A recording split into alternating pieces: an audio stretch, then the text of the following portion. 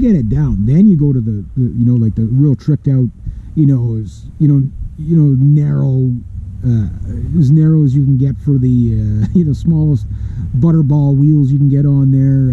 The narrowest deck. To do crazy stuff with that.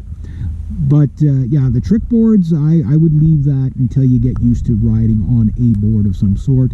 A cruiser's kind of your best all around. Get a kicktail on the back. So this is flat, but get a kicktail on the back where it comes up. You can at least pop, pop up the, learn to do your ollies, because every trick is pretty much based on an ollie. You know what I mean? Not every trick, but just about, right? Your kick flips, there's some really crazy tricks out there, whatever. But there's a lot of tricks you can do, like on these, like you can do the 1 foot thing on these, whatever. Carving, it's not really a trick, but it's just a style of riding, and it's a lot of fun, and you don't get hurt as much. Like again, when you're 30, 40, 50 years old and older, you can't compete with that 15-year-old kid that has no fear. It's not that he has no fear. Remember, he's a kid. He's stupid. He doesn't know any better. That's why he's going off of 9 flights of stairs. Because he's stupid, right? But it's enjoyable to watch when he lands it, and it's even more enjoyable to watch when he doesn't, right? It's like, you're dumb, you just died. I'm kidding. No, I don't know. No. I mean, when it's self-inflicted, you can't feel bad for people when it's self-inflicted, right? So that's the first thing you're gonna learn as a skateboarder. It's like when you go into work, you're 45 years old, you go into work and you got your arms in a sling or whatever, and they're gonna say, "What happened to you?" I was on a skateboard. No one's gonna feel bad for you. No, nobody. If you're on a bicycle, oh man, I lost it on a corner on my bicycle. Oh, that's horrible. That sucks. Are you all right? Blah, blah. Skateboard? Well, you're 45 years old. What the f you doing on a skateboard? Are you stupid? Clearly you are. But what I'm saying is, stupidity aside, just understand there's a lot of inherent risks with these things, but you don't have to take any more risks than you want. Learning how to push off the board, that's simple stuff. Start there. Learn how to stop the board. The first thing you need to learn is how to stop your board. Easiest way to not get out of control on the board is just don't let it get out of control. Like you gotta ride with, step your foot on the ground. You learn how to do that. And like I speed checked this thing when I first got it. I was speed checking this thing. I got clocked at about 15 or 17 kilometers an hour on it. This guy was riding beside me and I was trying to race him. And he rolled down his window. It was one of the neighbors across the road, and I was in my tuck and I was just going. I looked over and I was like, "How fast?" He goes, 13. Okay, so I tucked a little more, got down a little more. 17. I was like, okay. But at 20, speed wobble. The first time I hit a speed wobble with this thing, I had to do the running, the running jump off there. But that was only 2 times I've ever lost control of this board. The rest of the time, especially now, because like if I'm coming down the hill, I just go whoop, whoop, whoop, zigzag down the hill. You'd be surprised how tight I can turn. I can turn this in a single lane without sliding the tires. This thing is like it's mounted on rails. So again, getting the right wheels, nice big wheels. Like these are 69, 78As, nice and soft. These are a great wheel to learn on for sure. I wouldn't go any bigger than that though, because you just build up too much speed too fast. I think this is like the happy, like 62, 61. They're a little bit too small, but they're more forgiving. 52, you're gonna go hit a rock and go flying. But there's different wheels. You can get ones that are smaller, not built up speed, but they're wider, and that way if you do kind of go off the road a bit, those are really cool. There's some really cool wheel technology. Like a lot of your skateboarding is going to be based on what your wheels can do. Just keep that in mind. Then everything plays in, the trucks, the decks, and all that. But yeah. But for cruising around, yeah, don't be afraid to try it. Go take the lessons you have to. Longboards are the safe bet. Yes, they're a little more expensive, but you can find tons of them used. But the problem is when you buy used, unless you know exactly what you're buying, let's say, well, okay, I want a pintail. Okay, great. So you go and you buy a pintail. And pintails, I was looking at a pintail right from the get-go because they looked awesome.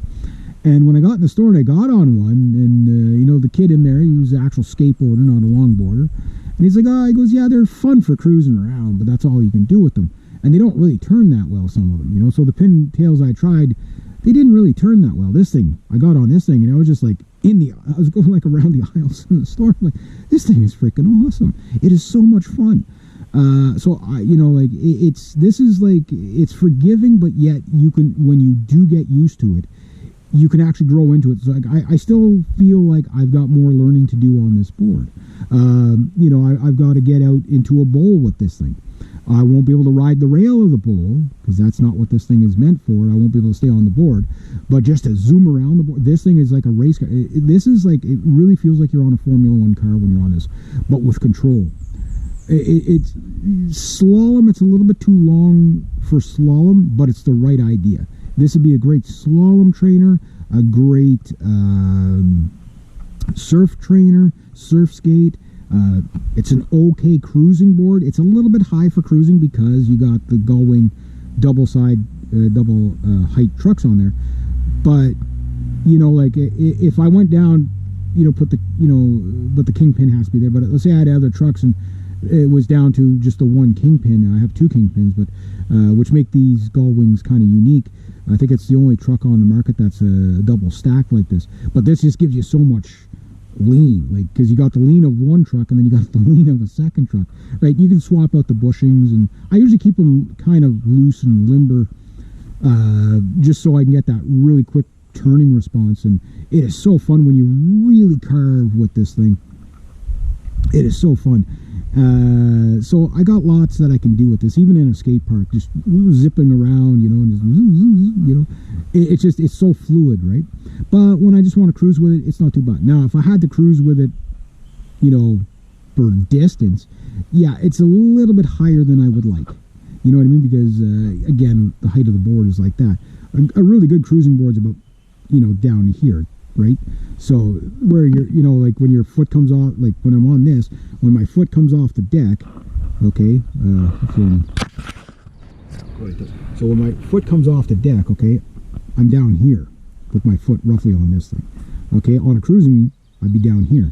So it's like I could almost just like use my toe to push me. Where this, you have to really drop, which you're dropping your hip all the time. That kind of gets a little bit tiring, right?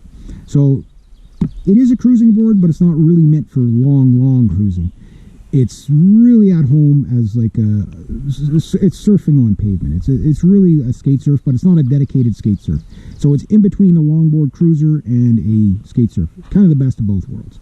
And again, when I let kids try this, like I said, I'll be at the park with my nephew or whatever, and I'll let all the little kids, I'll hold them and then just, you know, get them on the skateboard. But the kids that know how to skateboard, they'll try it and they'll be like, wow, this thing, you know, it's like because they have skateboards which are really stiff and meant for tricks, and they don't turn at all.